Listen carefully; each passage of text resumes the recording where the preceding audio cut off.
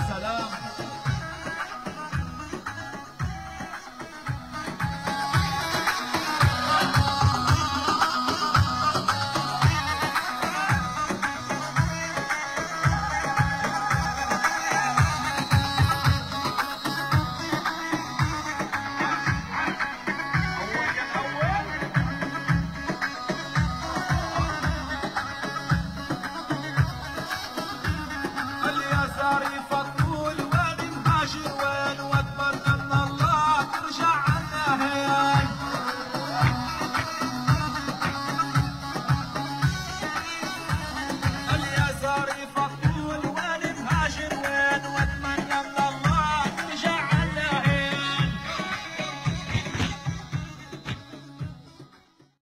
السلام عليكم ورحمة الله وبركاته. يسر الجمعية الأردنية في دالاس أنه نقدم أخونا ماتم الفنش في سيمينار عن الهوم باينج بروسيس Q&A, and after that محمد عبيد, he's a specialized loan officer, will follow up with that. If you have any questions after the seminar, you can ask them. Enjoy.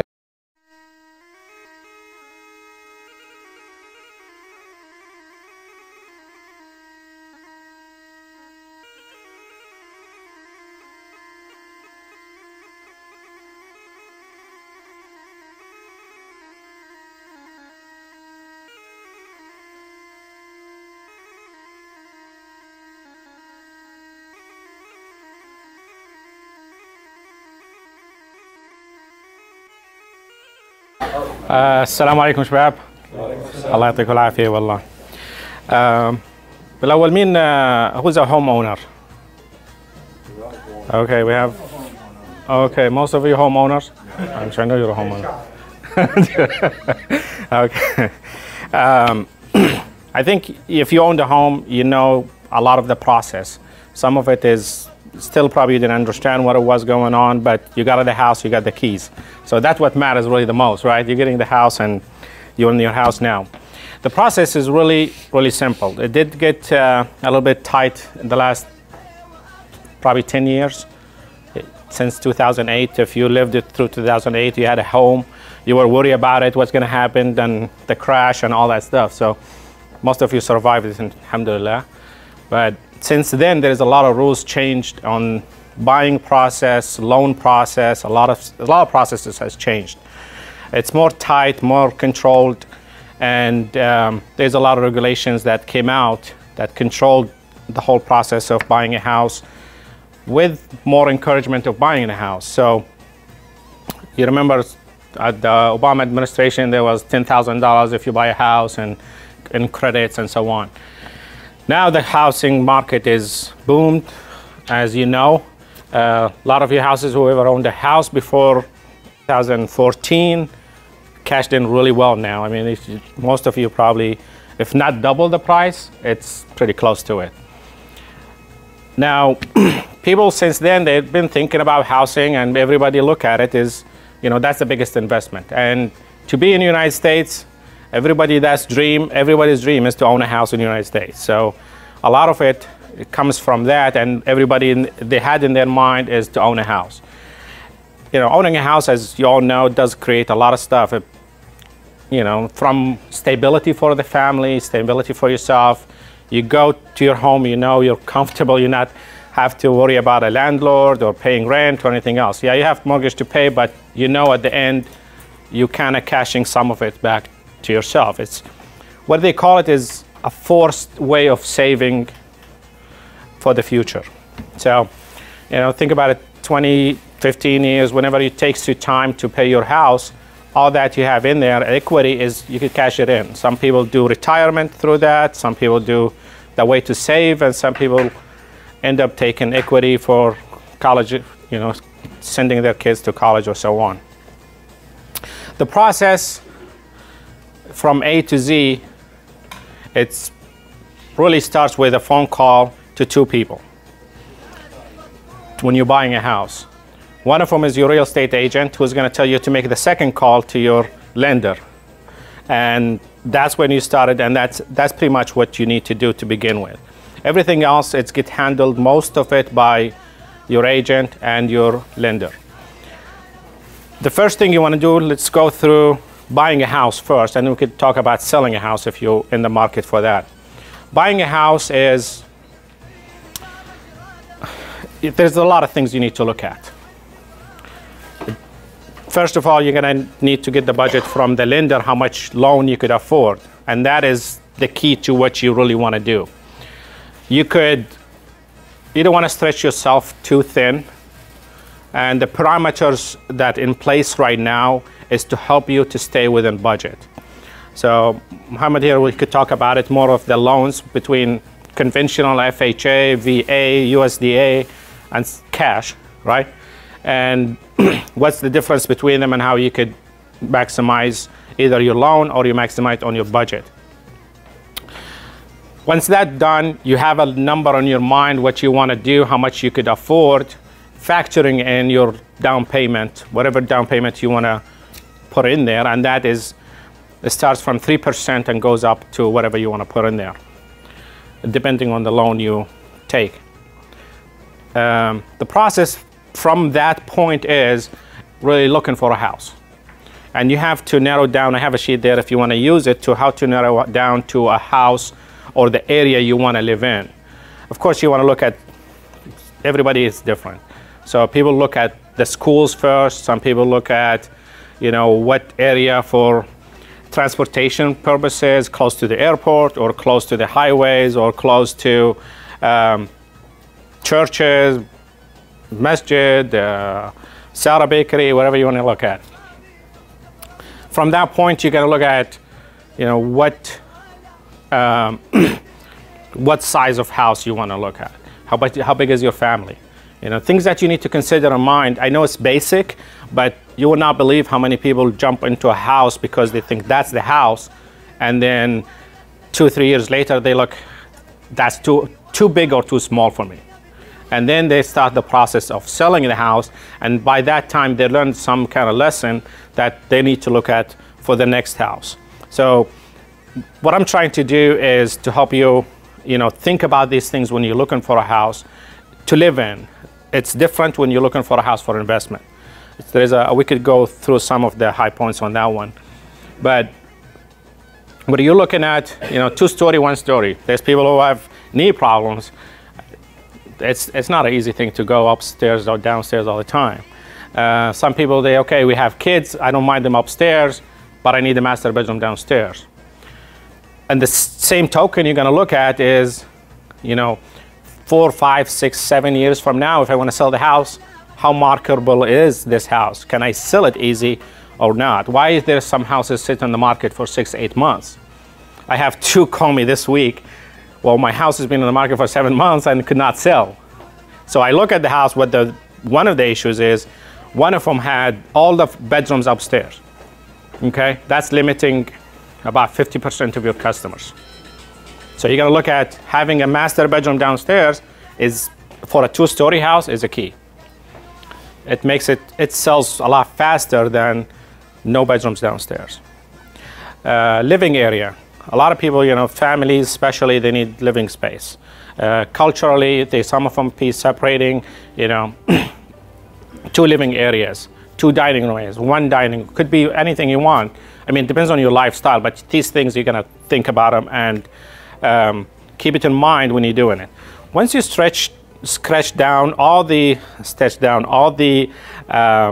criteria that you're looking at, is the next thing you want to do is focus on them and don't deviate too much from there. You know, this is what I want. It might take a month, it might take a week, it might take the first house you look at, maybe it takes longer, but stick to it because this is what you really want. This is what you really need.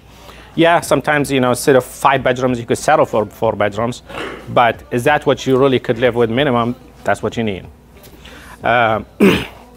So the process taken, you know, looking at houses, what I do usually, if somebody wants to look at a house, I could talk for about an hour, just have a chit chat, and at the same time, I'm taking notes really to what things you like. You might be talking about your kids, and I'm taking notes of how many kids you have. Teenagers or not. So at the end of it, I get an idea of what you're really looking at, what kind of house you're looking at. So I could send you from MLS a list of homes that in the area you're looking at, and it's going to be a longer list usually than normal. And the reason for it is I want you to mark down what you really like, and that way it gives me better idea to focus on the 3-4 houses that I'm going to show you. And that way it saves a lot of time. It creates a lot of less confusion when you're going on a house. Once you go to the first house and the second and the 10th house, you really get fuzzy by that. You don't know what you want. Because every house, it has something nice that you want, but you want all of them in one, and it's kind of impossible.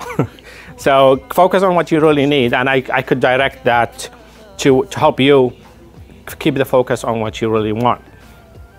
Once we make the decision on the house, from there it's really, you got nothing else to do.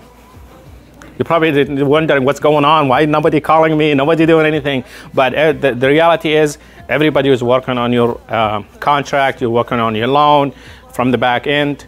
I create the contract, I send it to you to sign electronically. We agree on how much you want to pay for the house. We might negotiate on the price, it depends on what you're looking at.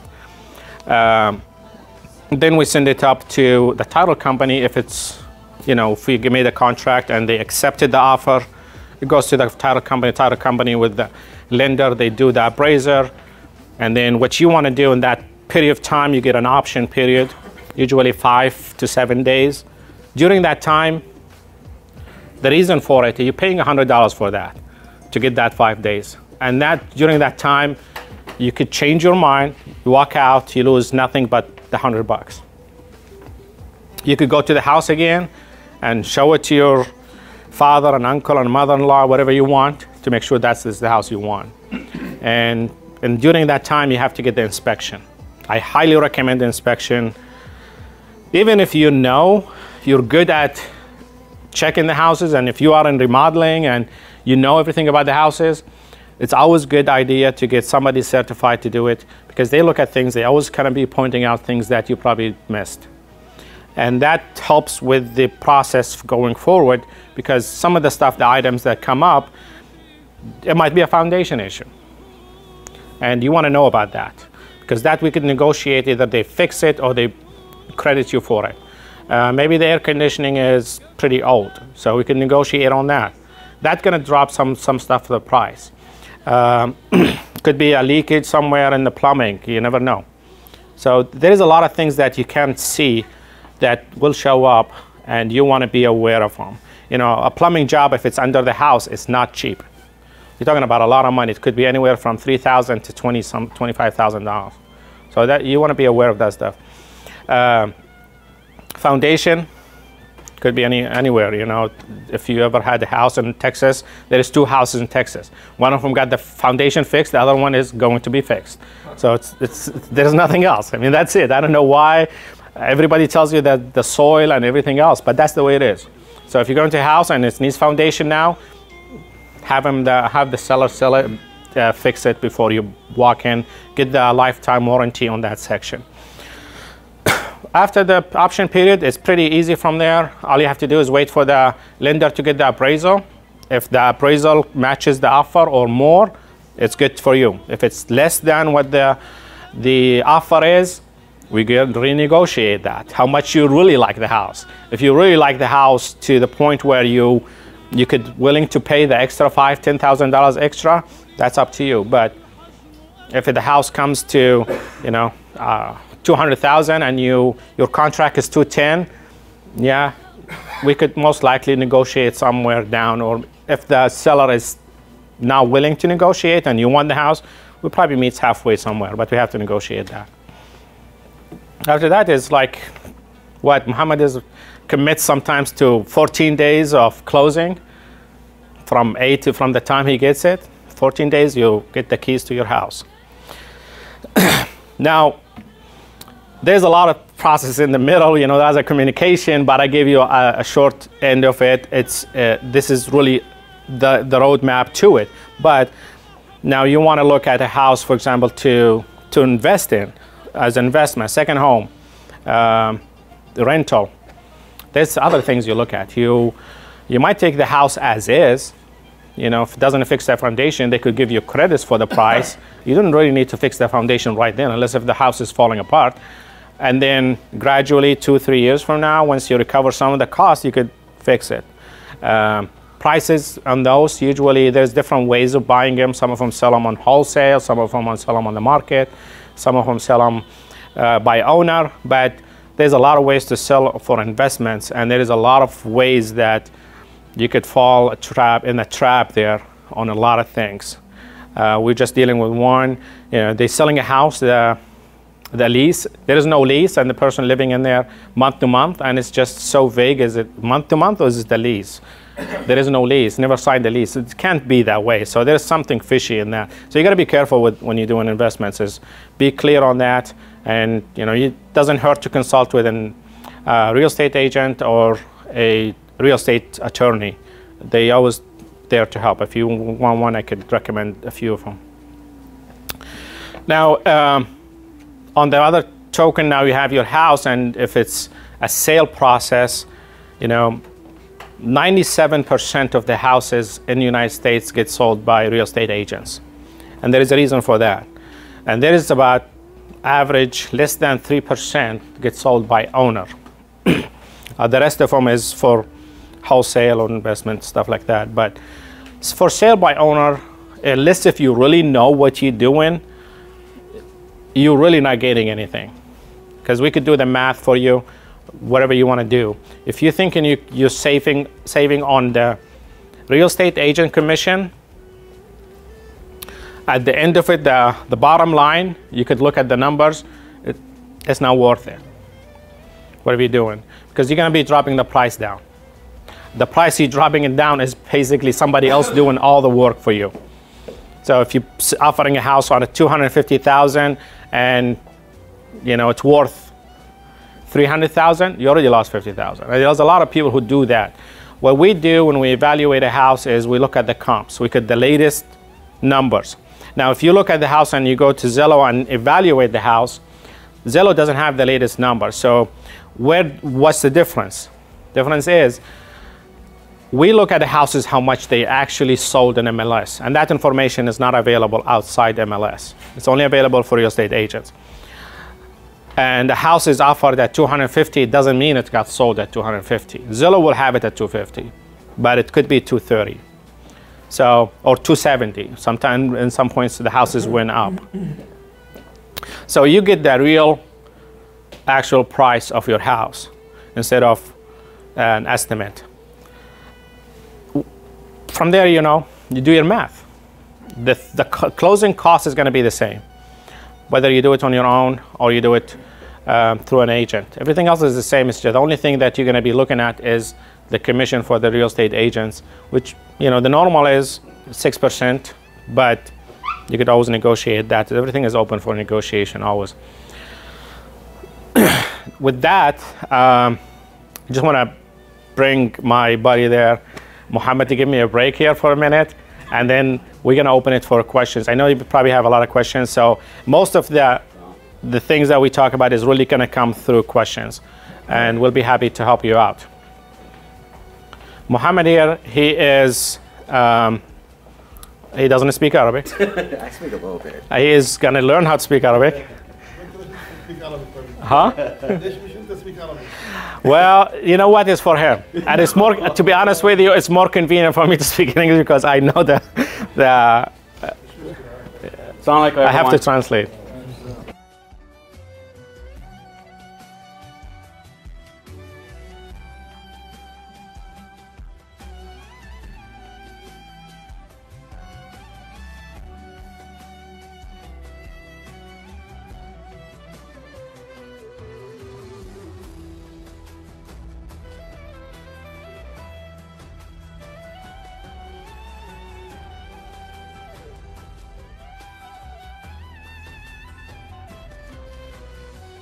Thank you.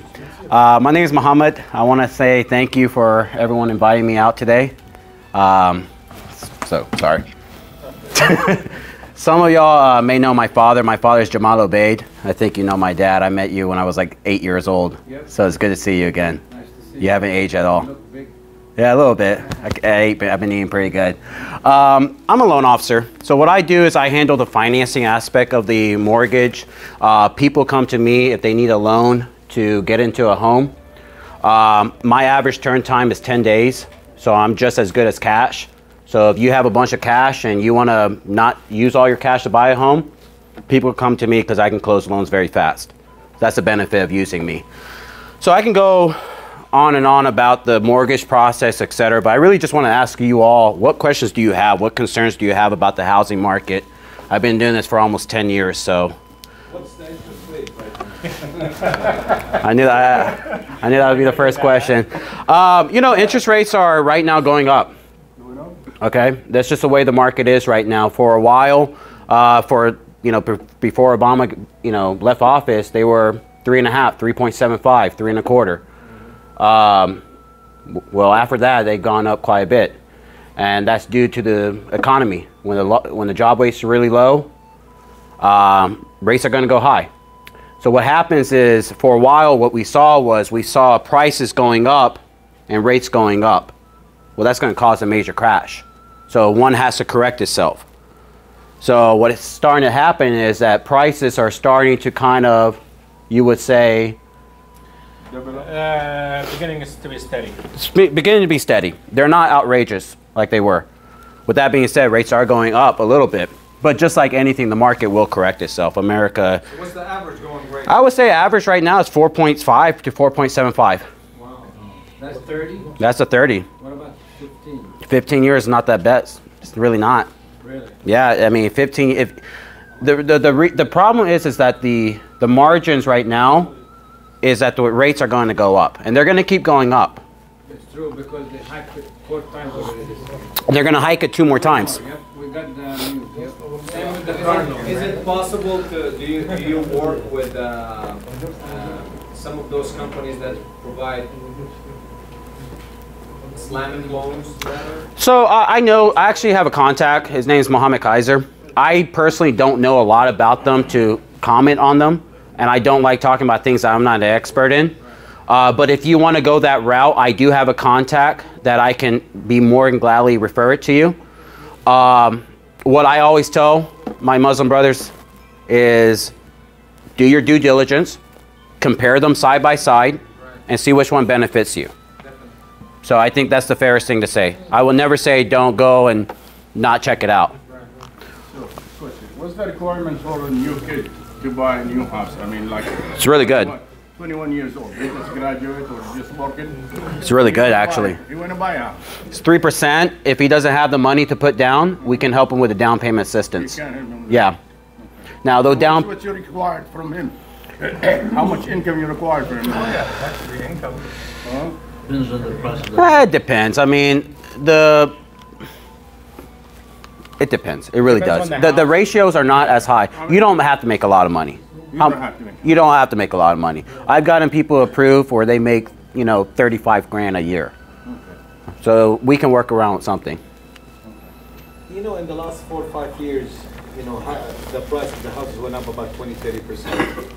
How come the jumbo loan or the jumbo, is it 417 now? No, it's actually increased. So the conforming loan limit is 453. And it's probably going to go up even higher.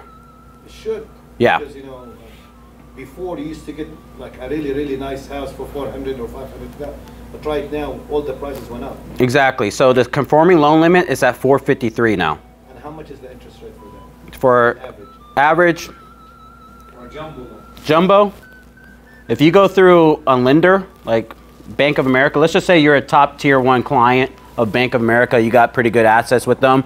Last time I heard they're offering a 4.25 with no points. That's for like a 740 credit score. What? 4.25. Yeah, it's 417, 4.25, something. Yeah. Now, but the thing is though, you have to look at it like this. The average American will refinance every 3 to 5 years. So how long is it going to take you to recoup your costs on that interest rate? You're going to pay all these points and discounts and etc. to get a lower interest rate that you're not even going to be in that loan for 3 to 5 years. The time to recoup your costs versus a low rate and a higher rate is on average 8 years. So, you know, and the government lets you write it off for what it's worth. Just lets you write it off, lets you write off your taxes up to $7 grand, I believe. So there's benefit there. 10,000, yeah. So, I mean, the market will correct itself. On the refinance, I will do the math on that one. Sometimes it's not worth it. It's not. I mean, and I'll break it down. I'll show you the lowest rate on the market versus a rate with no closing costs. And you can do the math. Is it worth paying $10,000 extra to save an extra 150 bucks a month? To me, it's not. But to each his own. The worst thing you can do is bet against the market. You know, as in, oh, the market is going to keep going up. No, it won't keep going up. People barely qualify right now with where rates are. So if rates continue going up, there's going to be a crash. It's going to be high default rates. Why would you say it's hard for people to qualify right now? Oh, because, I mean, right now when they say interest rates are going up, they're not just talking about mortgage rates. They're talking about car loans. They're talking about credit cards. And guess what? Income's not going up. It's not like people are getting paid more. So if everything's going up and your income's the same. I mean, it touches on the debt to income ratio. Yeah, the debt to income ratio. Is debt to income ratio? Basically, you know, what's your income on how much your debt is combined? No, well, for banks, yeah. For banks, it's 43%. We go as high as 50%. On conventional FHA, we go as high as 57%. Yeah. So I have a little bit more breathing room than banks. If you're going to go to the banks, it's going to be, you better have, you better have a relationship with them and show pretty good income. But we allow a little bit. We don't require as much income. We heard that subprime is coming back into the market. Is that happening or that's? No, yeah. It's happening? Yeah, it's happening. Okay. Depends which lender you go with. Some lenders don't have as much overlays. Some lenders don't require as much as other lenders. You know, I can get someone approved with just a verification of employment. Depends on what the cert says. For a house. For a house, yeah. Depends on what? So when we run everything through the system, we get a certificate back. It tells us exactly what we need. So if that client's pretty good, all I need is a verification of employment from their employer saying how much they make. Other banks, they'll require that, plus pay stubs, plus W-2s, plus tax returns. We don't require tax returns if you're W-2. So, you know, subprime, I don't want to say it's coming back, but at some point it's going to have to come back if they're going to keep raising interest rates. That's just my view. About the self-employed? You know, self-employed is always going to be a challenge. It sucks for self-employed people in 1099. So there's companies out there that do bank statement loans. Okay, and bank statement loans are designed for individuals that don't file for 2 years tax returns and don't show enough income on paper. So they go off of what you put in your bank statements. Those interest rates are going to be higher, but if you're trying to get in a home, it's a good loan to get into and refinance out of in a year. So there's bank statement loans out there. I have a couple contacts. I don't offer them, but I do have a couple contacts. Do you guys do commercial? I do not. I do not. I really would like to. For a building over here. Yeah. Yeah. Oh, financing. He's talking about commercial financing. Commercial, yeah, I don't. But if you all have a contact, I need one because I don't have one. I don't do it, but Commercial financing is through the bank. Like Bank of Texas. Bank of Texas is a really good one. That's a big one, Bank of Texas. My personal idea is if you're trying to buy in Dallas or Fort Worth or Allen, go to that local credit union, and they'll give you a commercial because they obviously want to invest in where their bank is. It brings up the value. Man, there's a really good one in Arlington. I'll find out for you. But you're in a good market, guys. I mean, the good thing is Dallas, Fort Worth. We're not LA. We're not New York. It's a good market. So, anyone else have any questions? So what if I own a house already and I want to buy another house for investment, personal but investment? Okay. We can do 15% down. Is it? Yeah. Now, Up to how many houses? you can have as much as 10. I've done people, yeah.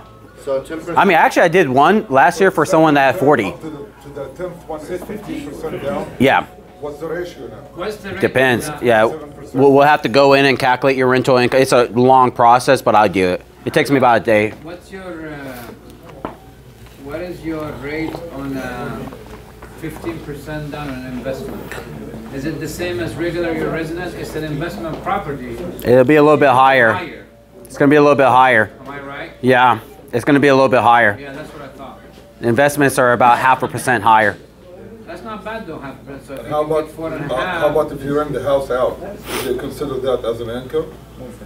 Oh yeah, absolutely, absolutely. They would? Yeah, so the good thing with us is, like, let's just say you are living in a house right now and you buy another house as your primary residence, but you want to use this house as your rental. All I need is a lease agreement and one pay stub going to your bank account for that rental. We'll count 75% of it. So what if, 5% of the rent? Mm-hmm. So if I want to keep the house that I'm living in, leave that as my residence, and buy another one to rent it? you could do as little as 15% down. Best pricing is going to be 25 to 20%. 20%. Now, it depends where the property is. If it's in a resort area, good area, like more than 50 miles away, you could do it as a second home. Is it 15-20% of second the price? I'm sorry? Buying price or the tax appraisal? Or The buying price. buying Buying price. buying. Yeah, 15 to 20% of the buying price. The house You go costs outside for the 500, you get it for 300,000. Yeah. You still So want outside the 15% state? of the 300. Contract, You would give the them loans, only I don't know if you 255. Yeah, exactly. It has to be 50 Well- miles away? Can you refinance after that? You can. No, okay, repeat that question one more time because I think I might have heard it wrong. So you're saying, It's worth $500,000. okay, And I buy it for 300. So you want 15% of the 300? yes, we're going to go with the lower of the two. So I can get the 300, or the whole 300 from you, since the house is worth $500,000. Yeah, exactly. That's I still have to put 15%. yes, that is correct. I buy it, get it financed, and the following year I get it refinanced and get full equity. What you could do though, if you wanted to, is you can get the seller to do a seller concessions. So let's just say you buy a house for $500,000 and you purchase, well, the home's worth $500,000 and you purchase it for $300,000. You can get that seller to gift you, or seller concessions, X amount to cover all your closing costs. You know, whatever you want to do. You know, you can get a lower rate, go with the lowest rate on the market. They'll cover everything. You bring your down payment. That's one way you can do it, because the seller is not going to walk away with that. If you're selling a home for $300,000 and the home's worth $500,000, well, the seller lost out. Let's say you buy the house from the auction. You pay for its cap. Then you want to put in a different thing. You need to wait at least 6 months. 6 months to factor in the new value. Yeah, to factor in the new value. Yeah. I have a question for Pinnock. So I want to build a new house. I went to a builder last week. Okay? What he said is, I just want to make sure. I'm pretty sure he's right. It's a well-known builder, you know. Anyway, he said if you get a real estate agent to write the contract for you, we'll do everything. You know, you go pick up your house and the land and everything, all done. Yeah. We can give 5% back to that real estate. He'll take $1,500 and he'll pay you back the difference. I'll work with you on that. Is that true? I could do that's negotiable. We could do that. Yeah. No, Mahonte, you're not doing nothing. Yeah, I know.